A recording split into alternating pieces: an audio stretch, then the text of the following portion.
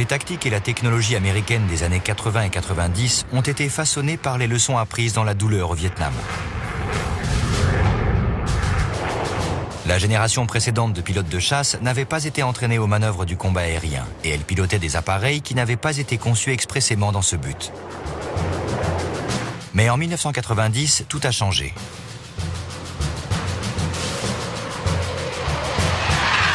En 1990, avec la guerre du Golfe, l'Air Force et la Navy, l'armée de l'air et la marine américaine, ont progressé sur deux fronts.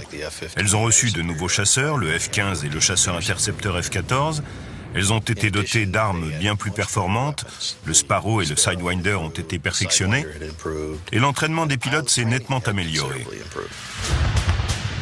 Lorsque Saddam Hussein envahit le Koweït le 2 août 1990, la suprématie aérienne américaine doit faire face à son adversaire le plus redoutable depuis plusieurs décennies. Les Irakiens avaient des intercepteurs MiG-29, des MiG-23 et des F-1 français. Quant aux pilotes et aux commandants à terre, ils avaient été au feu contre les Iraniens.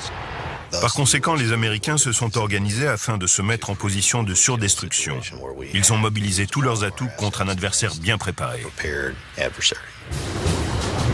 Les avions de guerre électroniques peuvent contrer les radars ennemis et ouvrir des couloirs d'attaque pour les bombardiers dont les munitions précises sont en mesure de détruire les centres de commandement et les défenses anti-aériennes ennemies.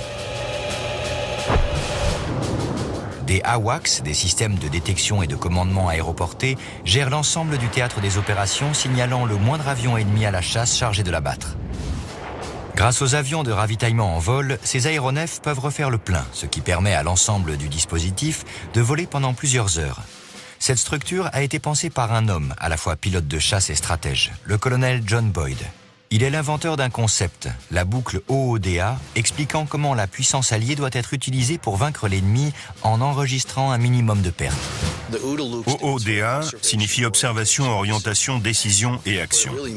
Concrètement, on surclasse l'adversaire au niveau de la réflexion et de l'action en sachant plus que lui et en détruisant ses capacités à réfléchir aussi efficacement que soi. Qu'est-ce que ça signifie en termes de combat?